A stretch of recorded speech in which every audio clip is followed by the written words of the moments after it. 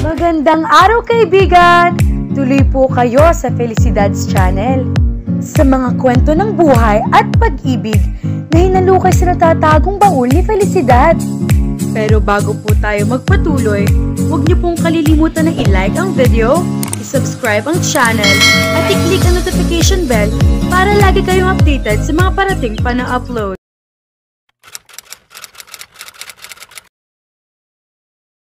Pagkatapos mag-dinner, inihatid na ni Gracie Paula sa bahay. Salamat sa pinakbet, Paula. Nabusog ako ng todo. Salamat din. Nang makalis ang kotse nito'y hindi muna siya pumasok sa loob ng gate. Parang paslit na bigla siyang sumalampak ng upo sa semento at tumalong kulang doon. Ellie! Kamusta na, Paula? Ellie, na-miss kita ng sobra. Ang tagal nating hindi nagkita ah. Oo nga ilang taon din akong namalagi sa Bicol at hindi nakauwi rito sa Maynila. Kailan ka dumating? Kaninang madaling araw lang. Ganoon ba? Halika sa loob.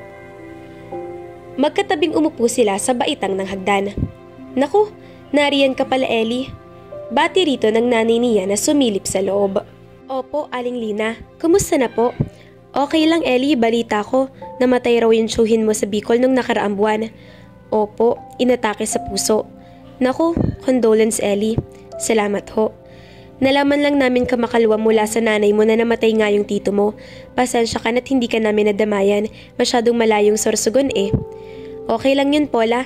Bigla nang nangyari. Nasa bukid siya katanghali ang tapat ng atakihin sa puso. Nagkataong naroroon ako at naitakbo pa namin sa ospital.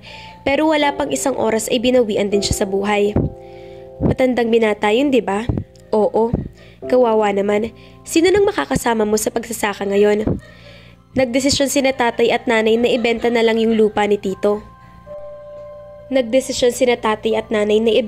yung lupa ni tito. Iyong mapagbebentahan ay ibinalang kako namin ng segunda manong jeep para may magamit ako na pampasada. Natuto ako magmaneho sa Bicol dahil madalas akong pinagmamaneho ni tito kapag nagpapakiskis kami ng palay. Mabuti pa nga, may prospective buyer na ba kayo? Oo, interesado yung kaibigan ni tito sa lupa. Bukas ay luluwas siya sa Maynila para pag-usapan ng tungkol doon. Kumusta na nga palang pag-aaral mo? Okay naman, medyo mahirap dahil sa dami ng projects pero okay lang. Pag may awa ang Diyos, magmamarcha na ako sa March. Ano na kayang balita tungkol kay Melay? Nung isang buwan pa kasi kami huling nagkausap. Overseas yun dahil nasa Japan na pala siya. Hindi na siya tumatawag sa akin. Nagtampo siguro nung hindi ako pumayag na dalawin siya sa Ilocos. Ganoon ba? Kumusta naman si Gray? Okay naman, kagagaling ko lang sa bahay niya kanina. Kayo na ba? Hindi May idinedit na naman siya ngayon. Warak na naman ang puso mo niyan. Biro nito. Suntok sa buwan siguro na magkagusto siya sa akin. Bakit naman hindi? Maganda ka naman Mag-ayos ka nga lang ng konti. Mas maganda ka pa kay Melay Sinasabi mo lang yun dahil akong kaharap mo. Bakit kasi hindi man lang ako mapansin ni Gray? Dapat na yata ako magpakuha kay nanay ng panggayuma sa kaibigan niya sa Quiapo. Nababaliw ka na, Ama Paula. Nagulat si Kisha na mapagbuksan niya ng pinto ng kanyang condo unit si Adal ng gabing iyon. Yun ang pangalawang pagkakataon na nakita sila nito pagkatapos siyang ihatid nito mula sa party sa Binondo. Kung noon ay nagagapuhan na siya rito, lalo pang lumitaw ang kakisigan nito sa suot nitong dilaw na polo shirt at Levi's jeans. Good evening, Kisha. Good evening. Pasok at magkape muna tayo bago umalis. Salamat. Pinaupo niya ito sa sofa sa sala. Nakadama siya ng kilig habang nagtitimpla siya ng kape sa kusina. Anong pinatbat ng ex niyang si Patrick kay Adele? Mahigit 10 paligo yatang lamang ng huli. Here's your coffee. Thanks, Kisha. I like your dress. Thanks. Red is definitely your color. Well, it's my favorite. Mag-isa ka lang dito? Oo. Nasa Zamboanga ang daddy ko. Zamboanga? Ang layo naman. Taga-roon talaga kayo? Yeah, we're part Malaysian. I see. Hindi ba dumadalaw sa'yo rito mga magulang mo? My mom died when I was a kid. Oh, sorry about that. Kailan ka ba lumipat dito sa Maynila? Last month lang. Bakit ka lumipat dito?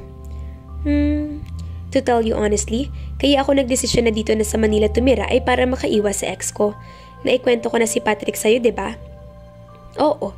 Teka, ginugulo ka ba niya? Hindi naman. A few days pagkatapos ng breakup namin, lumuwas na ako rito. Kung tumagal pa ako roon, malamang ay hindi niya ako patahimikin. Maimpluwensya siya roon. He's a businessman with business in Zamboanga and Kota Kinabalu. Marami siyang connection, kilala ang ex ko.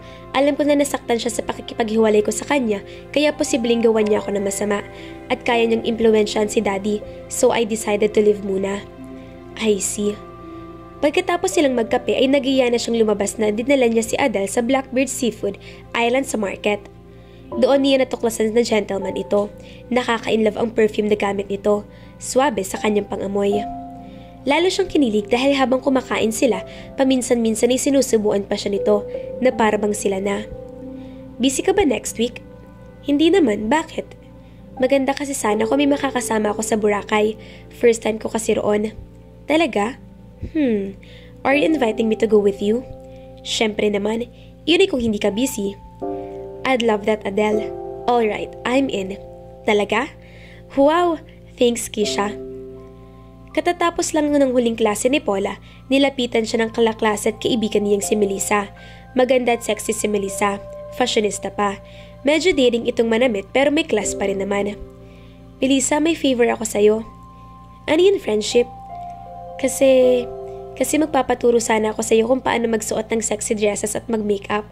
Gaya ng pagbe-makeup mo. Gusto ko yung eyelid mo na may glitter, tapos yung pisngi mo na magandang pagkakalagay ng blusher.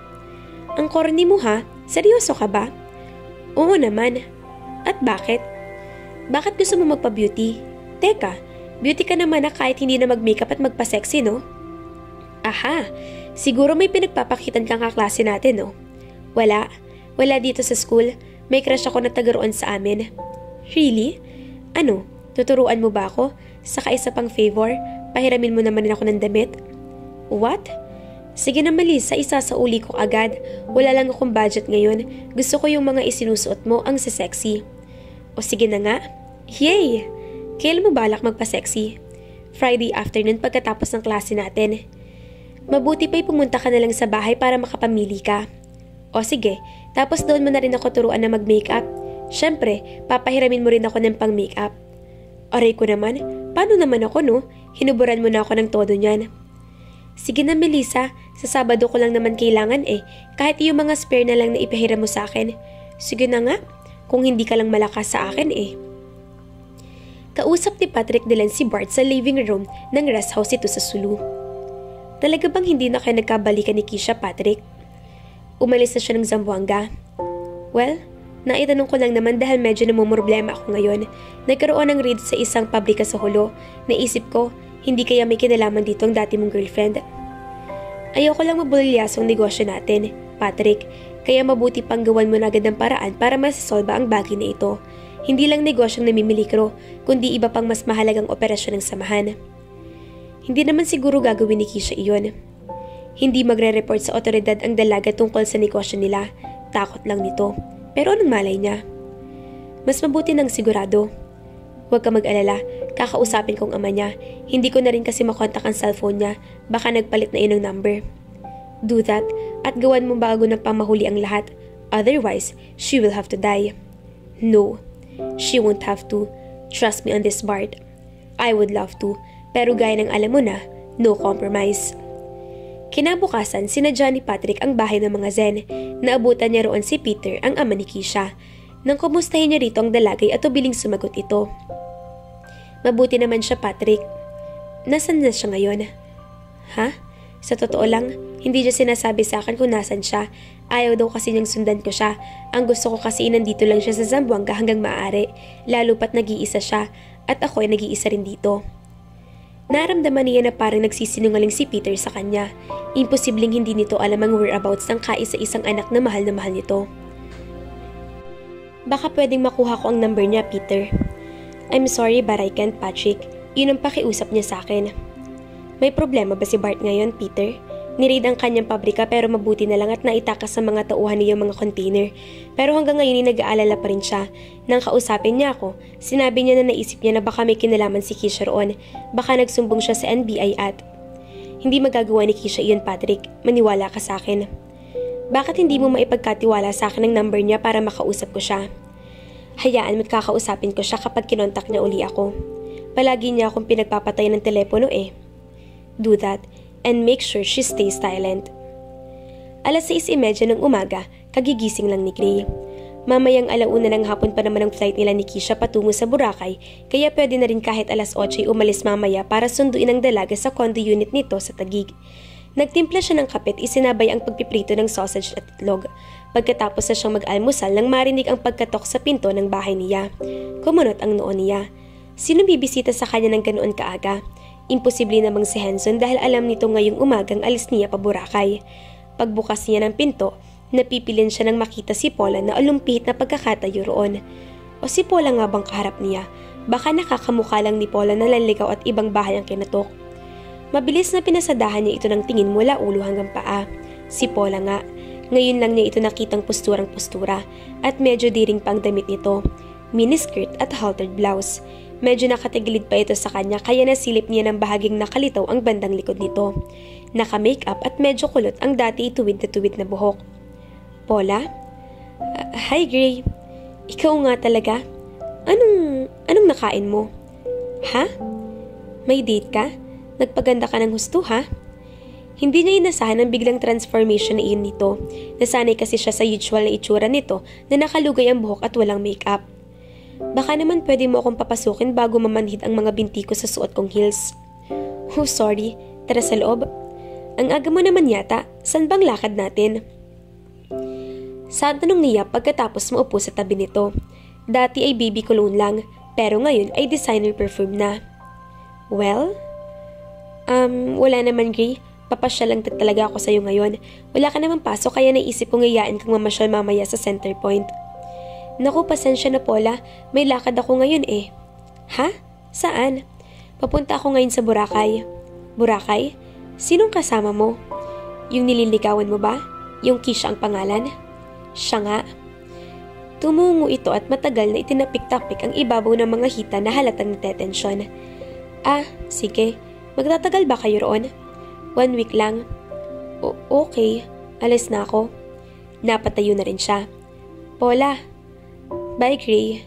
Paalam nito sa kawalang lingon-lingon na lumabas ng bahay.